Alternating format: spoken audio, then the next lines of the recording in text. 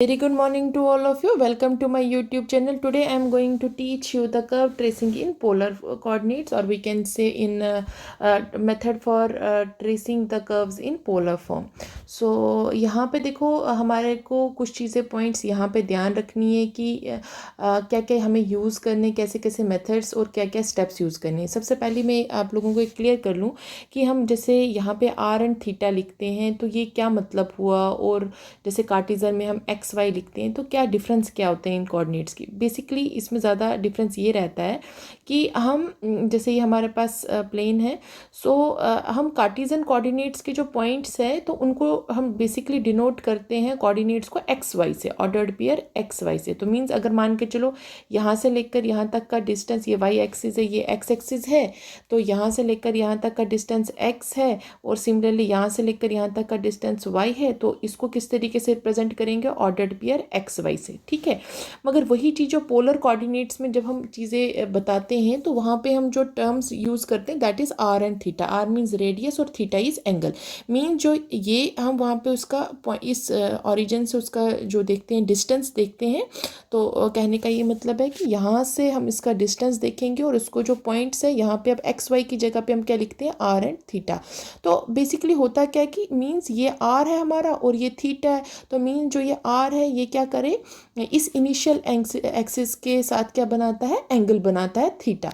तो इस यहाँ पे कार्टिज़न कर्व में हम क्या कहते हैं, कोऑर्डिनेट्स में ओरिजिन को हम ओरिजिन कहते हैं, मगर पोलर फॉर्म में इसको क्या कहते हैं, पोल कहते हैं। कार्टिज़न कोऑर्डिनेट्स में इसको हम बोलते हैं कि कोई भी कर्व क्या है, सिमेट्रिकल अबाउट एक्स एक्सिस है या वाई एक्सिस है, मगर यहाँ पे हम क्या कहते हैं, वो सिमेट्रिकल अबाउट क्या हो, initial axis. Means x axis को बोलते हैं इनिशियल एक्सिस और वाई एक्सिस को बोलते हैं बेसिकली परपेंडिकुलर एक्सिस। सो ये कुछ नोटेशंस होती हैं जो हम यहाँ पे इस चीज़ का यूज़ करते हैं। अब जो हमारे पास मेथड है, इसको वर्किंग मेथड है, उसमें क्या क्या पॉइंट्स है, क्या क्या स्टेप्स है, हमें इसमें 5-6 स्टेप्स यूज़ करने होते हैं। जैसे हमें इसकी सिमेट्री फाइंड करनी होती है, हमें इसका पोल फाइंड करना होता है, हमें इसके रीजन्स निकालने होते हैं, हमें इसके पॉइंट ऑफ इंटरसेक्शन देखने होते हैं, हमें इसके एजेम्पटोट्स देखने होते हैं या इसके एडिशनल पॉइंट्स देखने होते हैं। अब यही सारे जो पॉइंट्स हैं इनको हम डिटेल में थोड़ा स्टडी कर लेंगे और हमें वहाँ से क्या पता चल जाएगा, उसकी हम उन पॉइंट्स को लेके, उन स्टेप्स को लेके क्वेश्चंस को सॉल्व करेंगे। तो यहाँ पे मैं ये लिख देती हूँ, आर है ये एंड थीटा है, okay, like this, okay, and this is X axis, this is Y axis. So working method में सबसे पहले हमें सिमेट्री फाइंड करनी होती है। मीन्स सिमेट्री में हमें कुछ चीज़ें इधर गिवन है, ये पॉइंट्स जो 4 दिए हैं वो चीज़ें देखनी। मीन्स हमने ये देखना है क्या वो कर्व सिमेट्रिकल है अबाउट एक्स एक्सिस के या वाई एक्सिस के या ओरिजिन के या इनिशियल लाइन, जैसे या हम बोल सकते हैं line y is equal to minus x के। तो ये सारे पॉइंट्स हमें कार्टिजन फॉर्म में भी थे, यहाँ पे सिर्फ थोड़ा सा चेंज है, वहाँ पे हम एक्स और वाई को इंटरचेंज करते थे, यहाँ पे उसके यहाँ पे पोलर कोऑर्डिनेट्स को इंटरचेंज करेंगे। मीन्स अगर हम थीटा को किस में चेंज करें, माइनस थीटा में चेंज करें, आर को किस में चेंज करें, माइनस आर में चेंज करें, वहाँ पे क्या होता था, एक्स को चेंज करेंगे किस में, वाई में करेंगे, या माइनस एक्स को एक्स को चेंज करेंगे माइनस एक्स में, या वाई को चेंज करेंगे माइनस वाई में। सो हम लिख सकते हैं यहाँ पे कि if the equation does not alter by changing theta to minus theta the curve is symmetrical about initial line. Means अगर हम क्या करें, इक्वेशन में थीटा की जगह पे माइनस थीटा पुट करें और फिर भी इक्वेशन में कोई चेंज ना आए, हम क्या कहेंगे कि वो इक्वेशन जो है वो पैरेलल है, सिमेट्रिकल है, सॉरी वो है इनिशियल लाइन के अराउंड। सिमिलरली जैसे एक एग्जांपल है, मीन्स अगर हम यहाँ पे थीटा की जगह पे माइनस थीटा भी पुट करेंगे, स्टिल ये जो कर्व है ना, r is equal to a into 1 plus cos theta, वो सेम ही रहेगा। तो ऐसे केस में क्या होगा, ये कर्व जो है ये इनिशियल एक्सिस के अराउंड क्या है, सिमेट्रिकल है। नेक्स्ट क्या है कि हम बोलेंगे कि जो इक्वेशन है अगर वो चेंज नहीं होती है, जबकि हम क्या चेंज करें, आर को माइनस आर में, तो ऐसे केस में वो कर्व क्या होगा, सिमेट्रिकल अबाउट पोल होगा। पोल मीन्स ओरिजिन, ठीक है। सो आर स्क्वायर की जगह पे क्या हमारा, जैसे ये कर्व है r square is equal to a square cos 2 theta. अब देखो यहाँ पे अगर मैं आर की जगह क्या पुट करूँ, माइनस आर पुट करूँ, तो उसका स्क्वायर करूँ तो आपको पता है वो वापस आर स्क्वायर आएगा। तो मीन्स इस कर्व में कोई डिफरेंस तो मुझे नहीं आ रहा। तो मीन्स ये जो कर्व है सिमेट्रिकल अबाउट कहाँ पे है, पोल पे। थर्ड स्टेप में हमें क्या करना होता है, हम चेंज करेंगे थीटा को माइनस थीटा से या आर को माइनस आर से, और हम देखेंगे क्या कर्व में चेंज आ रहा है कि नहीं आ रहा है। अगर कर्व में चेंज नहीं आ रहा है तो हम ऐसे केस में बोलेंगे वो जो कर्व है वो सिमेट्रिकल है अबाउट वाई एक्सिस के, ठीक है, या हम उसको बोल सकते हैं परपेंडिकुलर एक्सिस। ये जैसे मैंने लिखा ना थीटा इज इक्वल टू 90, क्योंकि हम यहाँ पे डिग्रीज की बात करते हैं और रेडियस की, सो यहाँ पे ये 90 है और हम उसको बेसिकली क्या कहते हैं दूसरे वे में परपेंडिकुलर। सो ये क्या आ जाएगा हमारा सिमेट्रिकल अबाउट वाई एक्सिस। जैसे ये हमारे पास एक एग्जांपल है r is equal to a sine 3 theta.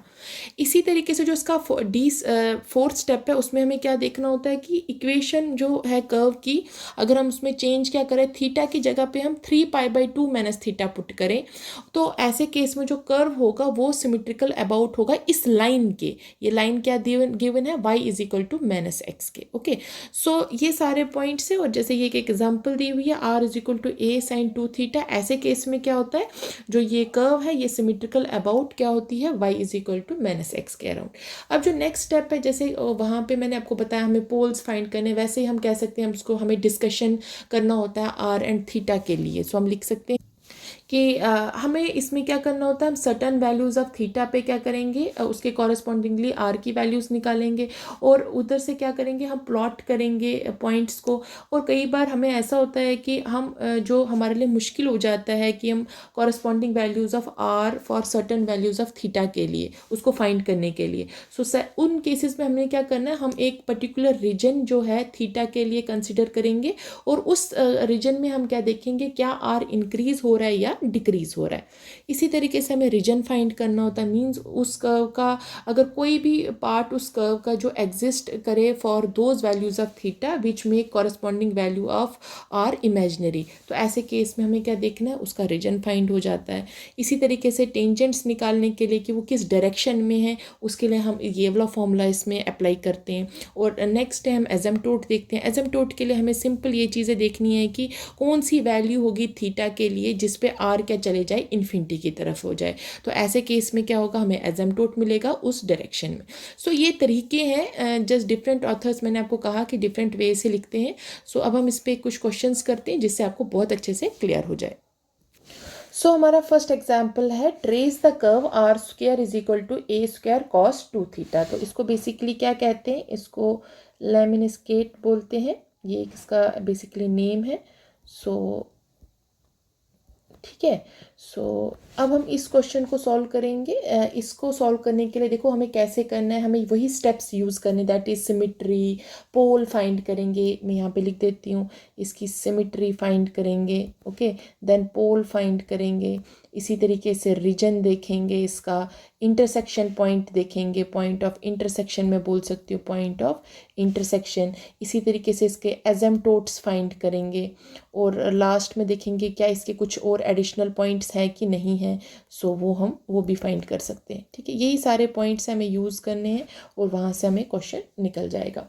सबसे पहले हम सिमेट्री कर लेंगे फाइंड, तो मैं यहाँ पे लिख देती हूँ।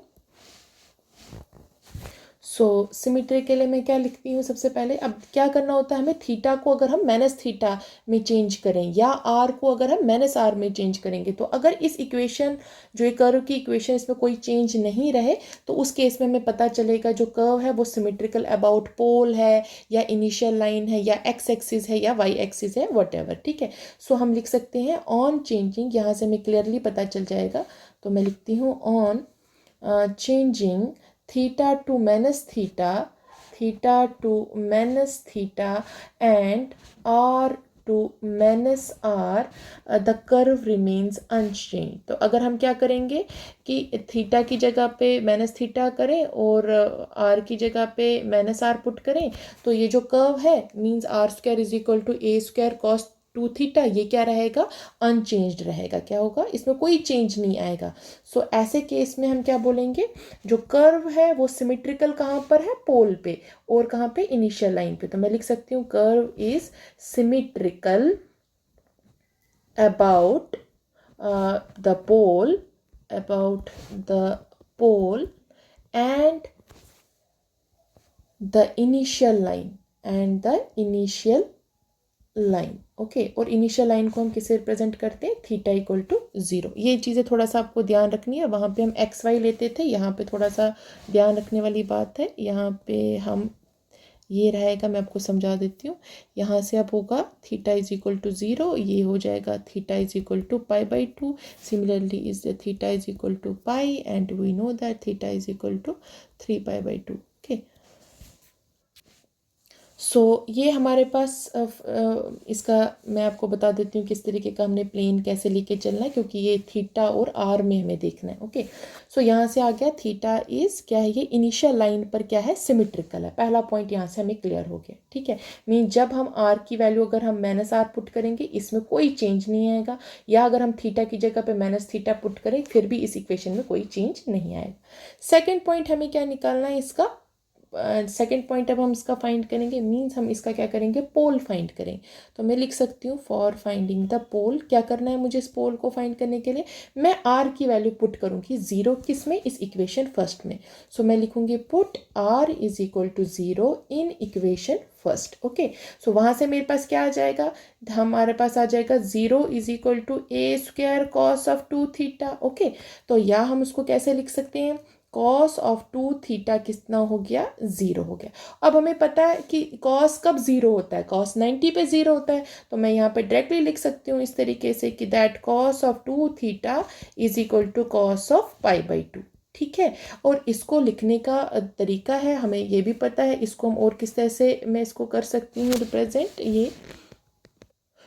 ये हमारे पास इसका एक टर्म है, तो मीन्स ये तो जैसे कॉस की वैल्यूज़ हम n टर्म्स तक लेके चलेंगे, तो उस वे में हम इसको कैसे रिप्रेजेंट करेंगे, मैं यहाँ पे लिख देती हूँ cos of 2θ is equal to, यहाँ पे बन जाएगा कॉस ऑफ, क्योंकि ये सिंगल टर्म है तो मीन्स अगर यही सीरीज़ को मैं कहाँ तक लेके जाऊँगी, n टर्म्स तक, तो ये हमारे पास ऐसे बन जाएगा। मैं डायरेक्टली लिख देती हूँ। सो ये बनेगा 2n pi plus पाई/2।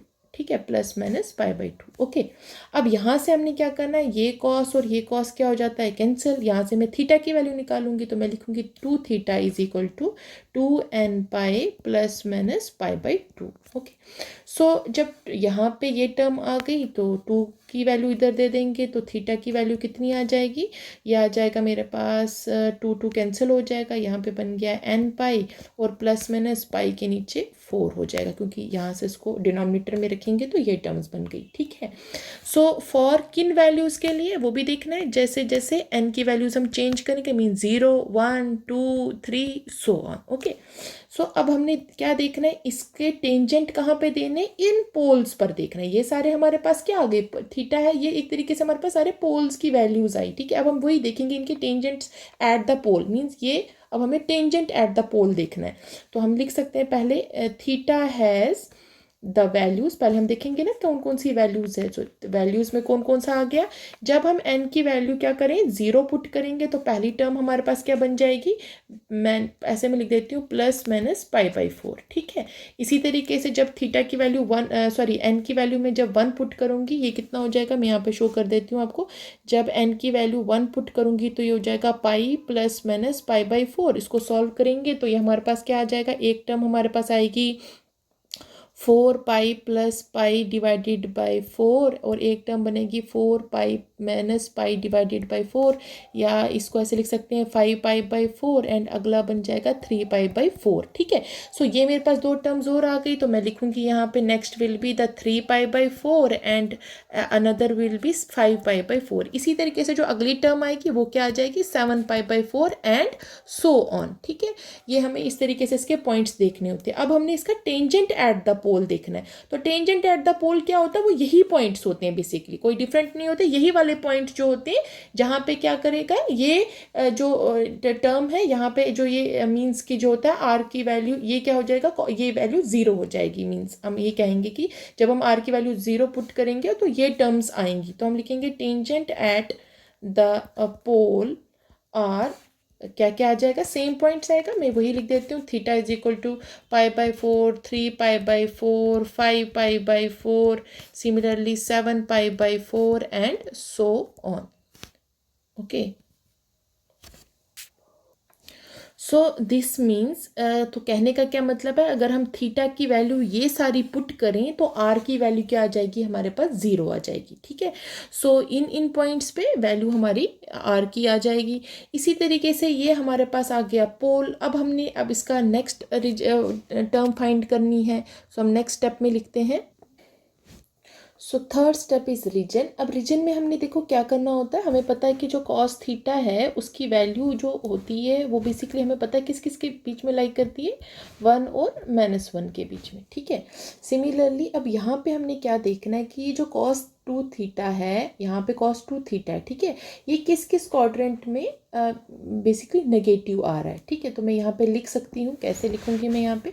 So I will right here कि since cos 2 theta is negative in second and third quadrant. Okay, so means जो सेकंड क्वाड्रेंट है और कौन सा क्वाड्रेंट है, थर्ड क्वाड्रेंट, वहाँ पे क्या है, cos 2 थीटा नेगेटिव है। तो जैसे कि मैं आपको यहाँ से ग्राफ से दिखा दूँ, ये हमारे पास इनिशियल लाइन हो गई, that is theta is equal to 0। ये हो गया हमारा थीटा इज इक्वल टू π/2। ये क्या हो गया हमारे पास, थीटा इज इक्वल टू पाई। ये आ गया थीटा इज इक्वल टू 3π/2, और अगेन वापस जाएगा तो theta is equal to 2π। Okay, so means कहाँ कहाँ की, एक ये फर्स्ट क्वाड्रेंट है, ये सेकेंड है, ये थर्ड है, ये फोर्थ है। मीन्स फर्स्ट, सेकेंड और थर्ड क्वाड्रेंट में क्या है, ये नेगेटिव है। अब उसके लिए हमें क्या करना है, मीन्स कौन कौन सा क्वाड्रेंट, एक हमें पहले लेके चलेंगे। एक कहाँ से स्टार्ट कर रहा है, मीन्स एक हमारे पास आ जाएगा कहाँ से, π/2 से पाई तक, और दूसरा थर्ड क्वाड्रेंट कहाँ से चला जाएगा, पाई से लेके 3π/2 तक। मीन्स अगर ये फर्स्ट है, ये सेकेंड है, ये थर्ड है और ये फोर्थ क्वाड्रेंट है, तो मीन्स हमने कहाँ कहाँ देखना है, सेकेंड और थर्ड में देखना है। तो हम लिखेंगे सो π/2, और दूसरी टर्म क्या है, कहाँ पे है इसकी वैल्यू, हम देखेंगे, एंगल लिखना है हमने, दैट इज 2 थीटा, और this is less than pi. ठीक है, यहाँ से लेकर यहाँ तक मैं देख रही हूँ। ठीक है, इसी तरीके से किस और क्वाड्रेंट में ये नेगेटिव आ रहा है, यहाँ से लेकर यहाँ तक। तो हम लिखेंगे दूसरी टर्म्स आ जाएगी, pi is less then 2 theta and this is less then, अगला क्या टर्म होता है, दैट इज 3π/2। ठीक है, अब यहाँ से हम क्या करेंगे, वो पॉइंट्स निकालेंगे जहाँ पे कर्व क्या करेगा, लाई नहीं करेगा। तो बड़ा सिंपल है, इसको जस्ट यहाँ पे ये थोड़ा सा सिंप्लीफाई करेंगे। तो 2 को मैं इधर डिनोमिनेटर में ले लूँगी यहाँ से, तो मैं यहाँ ये आ जाएगा π/4। Similarly this is less than theta, this is less than π/2, and अगला टर्म में क्या आ जाएगा, π/2 and this is less than theta and this is less than 3π/4। So कहने का ये मतलब हो गया कि therefore we will write as the curve does not lie in the, कौन कौन सी जगहों पे, lie in the portion between, in the portion between, कौन कौन सा पोर्शन है, देखो यहाँ से सबसे पहले एक π/4 और π/2, तो मैं लिखूंगी ऐसे π/4 π/2। और इसी तरीके से सेकंड कौन सा टर्म है, सेकंड वाला जो रीजन है वो कौन सा है, π/2 से लेके कहाँ तक, 3π/4 तक। सो मीन्स ये दो पॉइंट्स ऐसे आ गए हमारे पास जहाँ पर क्या होगा, ये दो पोर्शन ऐसे हैं जहाँ पे क्या करेगा, कर्व लाई नहीं करेगा। तो समझ जाना कि मीन्स आप देखो यहीं से बड़ा इजीली एक आपको हिंट मिल जाएगा। इसका मतलब हो गया कि जो हमारे पास π/2 मीन्स ये वाला पोर्शन हो गया π/2। ठीक है, और हमारे पास दूसरा टर्म क्या है, π/4। अब हमें पता है π/4 हमारा कहाँ पे आएगा, लगभग यहाँ पे आ जाएगा। ठीक है, तो कहने का ये मतलब है इस पोर्शन में से, अभी रफली दिखाती हूँ आपको, डॉटेड से दिखा रही हूँ। सो यहाँ से लेके ये आपके पास आ जाएगा बेसिकली π/4। ठीक है, theta is equal to π/4। So means यहाँ से लेकर यहाँ तक के रीजन में क्या होगा, कर्व नहीं होगा। सिमिलरली अगला पार्ट कहाँ से कहाँ तक जाएगा आपका, π/2 से 3π/4। तो मीन्स 3/4 भी कहाँ पे आएगा, लगभग ऐसे आएगा। ठीक है, तो यहाँ पे मैं ऐसे शो कर रही हूँ। सो यहाँ से ये मतलब हो गया थीटा इज इक्वल टू 3π/4। ठीक है, थोड़ा क्लियरली साफ से मैं थोड़ा डायग्राम बना देती हूँ। सो ये कहने का ये मतलब हुआ कि ये π/2 है, मैं अब ऐसे लिख देती हूँ, ये 0 है या 2π लिख सकते हैं हम, यहाँ पे पाई है और ये 3π/2 है। तो π/4 हो गया यहाँ पे, ये लगभग यहाँ पे आ जाएगा। ठीक है, सो मीन्स π/4 कितना होता है बेसिकली, वो होता है 45 डिग्री, ठीक है। तो हम लिख सकते हैं यहाँ पे कितना आएगा π/4, जिसको हम क्या बोलते हैं 45 डिग्री, ठीक है। हमें पता 45 डिग्री लगभग यहाँ पे होगा। सो मीन्स रफली मैं दिखा रही हूँ आपको अभी, ये यहाँ पे मीन्स इतने पोर्शन पे क्या होगा, कर्व एग्जिस्ट नहीं करेगा, ठीक है। इसी तरीके सेम 3π/4 हो जाएगा, वो कहाँ पे आ जाएगा, लगभग इधर, ठीक है। तो वो यहाँ से मैं से रफली दिखा रही हूँ, तो मीन्स यहाँ पे भी क्या होगा, कर्व लाई नहीं करेगा, ठीक है। तो यहाँ से हमें दो चीज़ें क्लियर हो गई, ना वो यहाँ पे लाई करेगा ना वो यहाँ पे लाई करेगा। अब एक और चीज़ देखो यहीं से, क्योंकि ये सिमेट्रिकल है तो कहने का मतलब है बिल्कुल सेम टू सेम क्या जाएगा, ये नीचे भी चला जाएगा, यहाँ वाली एक्सिस पे भी। मीन्स कौन कौन सी लाइन पे एग्जिस्ट नहीं करेगा, एक इस वाले पोर्शन में ये एग्जिस्ट नहीं करेगा और यहाँ से ये इस वाले पोर्शन पे एग्जिस्ट नहीं करेगा। तो इसका मतलब कर्व हमारा कहाँ आ गया, वो हमारा इस पोर्शन में या इस पोर्शन में आएगा। सो अब हम उसको फाइंड करेंगे। तो देखें, हम उसके बाद हम नेक्स्ट स्टेप लिखेंगे। सो रीजन के बाद हमारा फोर्थ पॉइंट आएगा, पॉइंट ऑफ इंटरसेक्शन। अब हमने देखना है कौन कौन से पॉइंट है जहाँ पे ये क्या करेगा, इंटरसेक्ट करेगा, ये कर्व क्या करेगी, इंटरसेक्ट करेगी। सो लिखेंगे हम पॉइंट ऑफ इंटरसेक्शन। अब देखो उस पॉइंट ऑफ इंटरसेक्शन में बहुत सिंपल सा, ज़्यादा कुछ नहीं करना, आपने क्या करना, थीटा को हमने इसमें क्या करना है, जीरो पुट करना है।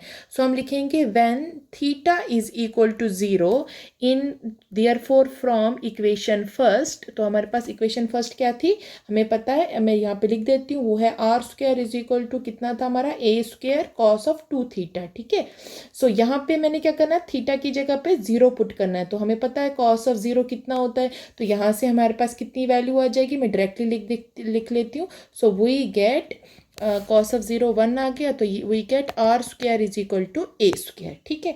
तो यहाँ से मेरे पास जो आर की वैल्यूज आ गई, वो क्या क्या आ गए points, r is equal to plus minus a. So इसका मतलब ये हो गया कि इसके जो पॉइंट ऑफ इंटरसेक्शन है वो कौन कौन से पॉइंट है, मैं लिख लेती हूँ।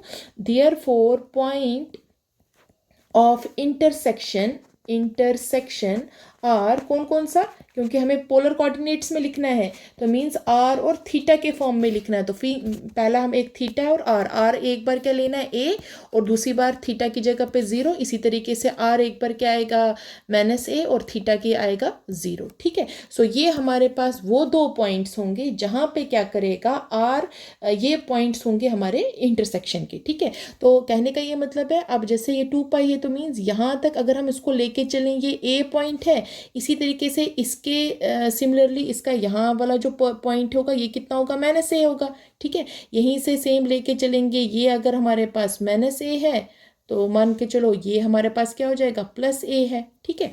सो ये मैं जस्ट आपको थोड़ा सा हिंट बता रही हूँ, रफली बता रही हूँ। तो मीन्स अब हमने क्या देखना, वो इसी लाइन के बीच में क्या होगा, इसका इंटरसेक्शन होगा, वही यही पॉइंट्स क्या होंगे, उसके पॉइंट ऑफ इंटरसेक्शन होंगे जहाँ पे कर्व मीट करेगी। अब हमने फिफ्थ देखना है इसके एजम्पटोट्स। तो हम एजम्पटोट्स के लिए देखो क्या करेंगे। सो अब एजम्पटोट्स में हमने क्या करना है, हमने देखना है किन वैल्यूज़ पे क्या हो जाएगा, थीटा की किन वैल्यूज़ पे आर कहाँ चला जाए, इन्फिनिटी। मगर ऐसा कोई भी यहाँ पे पॉइंट अगर हम रख भी दें तो ये क्या जाएगा, थीटा ये आर जो है वो इन्फिनिटी की तरफ नहीं जाएगा। सो हम लिख सकते हैं यहाँ पे कोई भी एजम्पटोट एग्जिस्ट नहीं करेगा। तो यहाँ से हम सिंपली लिख सकते हैं, सिंस आर, मैं ऐसे लिख देती हूँ, are is always or has always, या all r remains always finite, remains finite, ठीक है। so therefore we can say curve has no asymptote, curve has no asymptote। सो कहने का मतलब ये हुआ कि ऐसी कोई भी थीटा की वैल्यू नहीं है जिस पे क्या होगा, आर किस में चला जाए, इन्फिनिटी की तरफ जाए। मीन्स अगर जो हमारे पास कर्व की इक्वेशन थी r square is equal to a square cos of 2 theta, तो मीन्स हम थीटा की ऐसी कोई भी वैल्यू पुट नहीं कर सकते हैं जिस पे आर क्या बन जाए, इन्फिनिटी बन जाए। मीन्स ये हमेशा क्या बनेगा, एक फाइनाइट बनेगा। सो यहाँ से हमें क्लियर हो गया कि आर स्क्वायर ये जो है कर्व है, इसके कोई भी एजम्पटोट्स नहीं है। अब हमने क्या देखने, एडिशनल पॉइंट्स। मींस अगर टेंजेंट अदर देन जो इसका पोल था या उससे ज़्यादा कोई अदर पॉइंट्स पे टेंजेंट्स तो नहीं मिल रहे हमें, हम अब वो पॉइंट्स देखेंगे। और उसके लिए हमें फॉर्मूला यूज़ करना है, that is tan phi is equal to r d theta by d r. So I will write it as, so additional points में मैं लिखूंगी वी हैव, हमारे पास क्या है, हम फॉर्मूला जानते हैं फॉर एडिशनल पॉइंट निकालने के लिए, tan phi is equal to r d theta by d r. Okay, अब हमने सबसे पहले क्या करना है, ये हमारे पास इक्वेशन दी है, इसका क्या करना है, हमने डेरिवेटिव निकालना है विथ रेस्पेक्ट टू थीटा। तो हम सीधा लिख देते हैं यहाँ पे, सो मैं डायरेक्टली लिख देती हूँ tan phi is equal to r, और अब यहाँ पे मैं साइड पे इसका ये वैल्यू निकाल देती हूँ, डिफ्रेंशिएट करूँगी इसको जब विथ रेस्पेक्ट टू थीटा, ये आएगा d r by d theta, and this is equal to a square cos का हो गया, कॉस टू थीटा की डिफ्रेंसिएशन होगी माइनस साइन टू थीटा, और यहाँ से टू थीटा, और साथ में क्या आ जाएगा, थीटा के साथ जो वैल्यू है दैट इज़ टू। सो यहाँ से डायरेक्टली वैल्यू आ जाएगी d r by d theta, this is equal to minus a square, साथ में आ जाएगा साइन ऑफ टू थीटा, और साथ में क्या बच जाएगा हमारे पास, हाँ यही टर्म हमारे पास आएगी, और डिवाइडेड बाई आर। ओके, और रिवर्स में क्या हो जाएगा, ये d theta by d r जो होगा वो किसके इक्वल आ जाएगा, minus r divided by a square sine of two theta. ठीक है, सो हम यहाँ पे डायरेक्टली लिख देंगे, नाउ आर यहाँ पे आ जाएगा r into d theta by d r which is equal to, मैं लिख देती हूँ यहाँ पे r divided by minus a square sine of two theta. So यहाँ से हमारे पास वैल्यू आ गई r square divided by minus a square sine of two theta. So r square की वैल्यू डायरेक्टली यही वापस पुट कर लेंगे, तो इक्वेशन से, मेन इक्वेशन से ये बन जाएगा a square cos of two theta divided by minus a square sine of two theta, ये कितना बन गया हमारे पास, कॉट ऑफ टू थीटा। तो हम लिख सकते हैं tan of phi is equal to minus cot of two theta. ठीक है, सो यहाँ से फी की वैल्यू कितनी आएगी, सो मैं डायरेक्टली लिख देती हूँ, फी की वैल्यू आ जाएगी पाई by two plus two theta. ठीक है, सो ये हमारे पास वैल्यूज आ गई, किसकी, फी की भी वैल्यू। अब हमने क्या करना है, अब हमने टेबल बनाना है, और टेबल बनाने के बाद हम क्या करेंगे, कर्व को ट्रेस करेंगे। सो हम लिखते हैं, सो मैं इसका टेबल बना देती हूँ यहाँ पर ही। सो कहने का ये मतलब है, सो अब मैं टेबल बना रही हूँ, तो टेबल में जैसे थीटा है, जब हम थीटा की वैल्यू में पहले क्या पुट करूँगी, ज़ीरो करूँगी पुट, तो जो मेरे पास इसके कॉरस्पॉन्डिंग आर की वैल्यू है वो मैं यहाँ पे लिख देती हूँ। सिमिलरली इसके कॉरस्पॉन्डिंग फी की वैल्यू भी इधर लिख देती हूँ। सो जब थीटा ज़ीरो होगा तो यहाँ से देखेंगे, जब थीटा ज़ीरो होगा आर की वैल्यू कितनी आ जाएगी, ए आ जाएगी। ठीक है, इसी तरीके से जब थीटा कितना होगा, पाई बाई फोर, ये सारे पॉइंट्स हमने ऑलरेडी निकाले हैं, यहीं पे सिर्फ सब्स्टिट्यूट करते जाना है, उसके कॉरस्पॉन्डिंग हमें क्या आ जाएगा, आर की वैल्यू आ जाएगी, वो कितनी आ गई, ज़ीरो। इसी तरीके से जब हम थीटा कितना पुट करेंगे, यहाँ पे थ्री पाई बाई फोर करेंगे पुट, तो हमारे पास जो आर की वैल्यू आ जाएगी वो अगेन कितनी आएगी, ज़ीरो। सिमिलरली हम जब उसके वैल्यू अगली पाई पुट करेंगे तो हमारे पास जो वैल्यू आएगी आर की वो कितनी आ जाएगी, माइनस से। सिमिलरली फी की वैल्यू हम यहाँ से निकाल सकते हैं इस बॉक्स में से। ठीक है, जो ये वैल्यू आई, तो जब हम थीटा की वैल्यू ज़ीरो पुट करेंगे, यहाँ से फ़ी की वैल्यू कितनी आई, पाई बाई टू, तो हम डायरेक्टली लिख सकते हैं फ़ी की value I pi by to. इसी तरीके से जब थीटा की value pi by four put करेंगे इधर, तो हमारी वैल्यू आ जाएगी पाई। इसी तरीके से नेक्स्ट टर्म आएगी टू पाई, इसी तरीके से आएगी फाइव पाई बाई टू। ठीक है, सो ये हमारे पास टेबल आ गया। अब हमने इन्हीं टेबल से क्या करना है, ग्राफ्स बना देना है। तो मैं यहाँ पे डायरेक्टली बना लिख देती हूँ, थोड़ा स्पेस बनाने के लिए मैं इसको थोड़ा ये रब कर रही हूँ। सो मैं आपको यहाँ से बता दूँ कि ये बेसिकली कैसा अब ग्राफ बनेगा। अब देखो, ये हमारे पास कुछ इस तरीके से इसकी कर्व ट्रेस होगी। देखो, ये बड़े ध्यान से समझने वाली बात है और बहुत इजी है, ये कोई मुश्किल नहीं है। ये अब हमने पहले ही बता दिया था वो किस किस पोर्शन से कर्व जो है वो एग्जिस्ट करेगा और एग्जिस्ट नहीं करेगा। तो ये मैं पहले लिख देती हूँ, पॉइंट शो कर देती हूँ ऐसे। सो ये हो गया आपके पास जब थीटा क्या था, ज़ीरो। ये हमारे पास हो गया जब ये थीटा कितना था, पाई बाई फोर। मैं ऐसे लिख देती हूँ, थीटा पाई बाई फोर। ये कब था, जब थीटा कितना है, पाई बाई टू। ये कौन सा टर्म था, जब थीटा कितना है, three pi by four. Okay, इसी तरीके से ये कौन सी टर्म है, जब ये पाई है हमारा टर्म, और ये हमारे पास आ गया theta is equal to three pi by two, और ये वापस जब बैक चला जाएगा तो theta is equal to two pi हो जाएगा। ठीक है, सो ये यहाँ पे ये theta is equal to pi है, मैं ऐसे लिख देती हूँ। सो अब देखो यहाँ से अब हमें इसी टेबल से देखना है, जैसे जैसे जब स्टार्ट कहाँ से करना है, इनिशियल लाइन से, ठीक है। तो थीटा इज इक्वल टू 0, तो आर की वैल्यू कितनी है, ए। तो मान के चलो ये हमारे पास जो उसका टर्म था, यहाँ पे ये वैल्यूज़ बनती है ए और 0, ओके। ये हमारे पास जैसे ये डिस्टेंस ए है और उसके साथ इनिशियल लाइन के साथ बन गया, ठीक है। इसी तरीके से ये दूसरी टर्म यहाँ से जो उसका अपोजिट रहेगा, दैट विल बी माइनस ए और 0। सिमिलरली अब हमने क्या देखना है कि अब हम जब थीटा 0 था, आर की वैल्यू ए है, तो कहने का मतलब है ये थीटा 0 है तो आर की वैल्यू यहाँ से स्टार्ट हो गई, ओके। ये पॉइंट है हमारा एक पहला, ठीक है। इसके बाद जब थीटा π/4 था, मीन्स जब ये थोड़ा सा यहाँ तक चला गया π/4 के पास, ठीक है। फिर जो आर की वैल्यू आई वो 0 आई, तो मीन्स वो कहाँ पे वापस मीट कर रहा है, इसी ओरिजिन पे मीट कर रहा है, ठीक है। तो कहने का मतलब है जो हमारी कर्व स्टार्ट होगी वो कैसे होगी, वो यहाँ से स्टार्ट कर रही है कुछ और वो ऐसे कुछ जा रही है, ठीक है। वापस किधर मीट कर रही है, ओरिजिन पे। फिर क्या है, जब थीटा, क्योंकि हमने पहले ही बताया था कि इस पोर्शन में जो है हमारा कर्व नहीं होगा, कौन कौन से पोर्शन में, ना इसमें होगा, ना इसमें होगा और ना ही इसमें होगा। ये कौन से पॉइंट्स है, ये इसके जो ये वो वाले पॉइंट्स है जो उस रीजन में ये कर्व लाइन नहीं करेगा, ठीक है।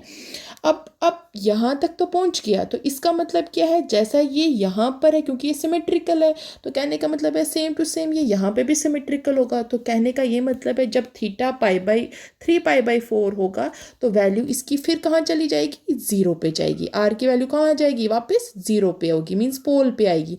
और जब थीटा की वैल्यू पाई हो जाएगी, इसकी वैल्यू कहाँ आ जाएगी, -a पे। तो कहने का मतलब है ये पॉइंट कौन सा है, 0 और -a। तो इन शॉर्ट यहाँ पे क्या आ जाएगा, ये आपका 0 में लिख देती हूँ, तो 0 और ये पॉइंट आ गया -a, ये आ गया आपका a, मीन्स यहाँ से लेकर यहाँ तक की डिस्टेंस इसकी a है।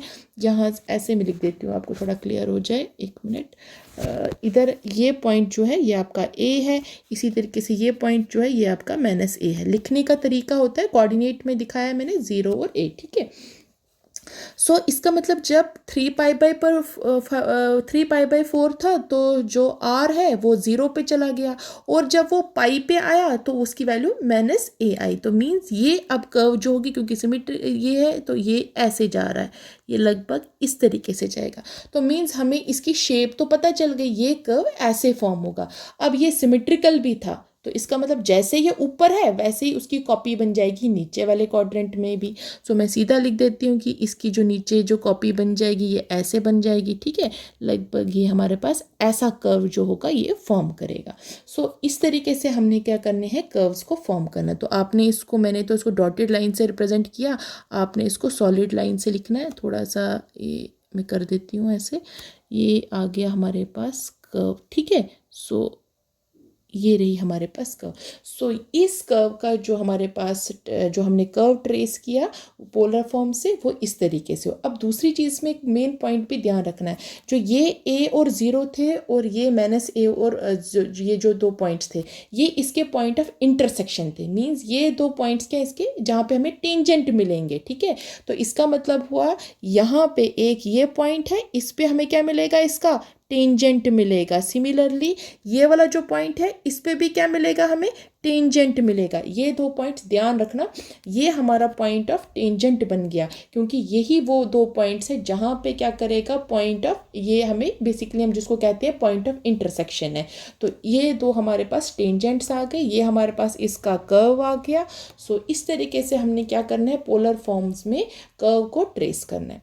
सो इस तरीके से मैं एक और एग्जाम्पल सॉल्व करूँगी नेक्स्ट वीडियो में, आप वो देखना आराम से। सो तब तक के लिए thank you and bye bye.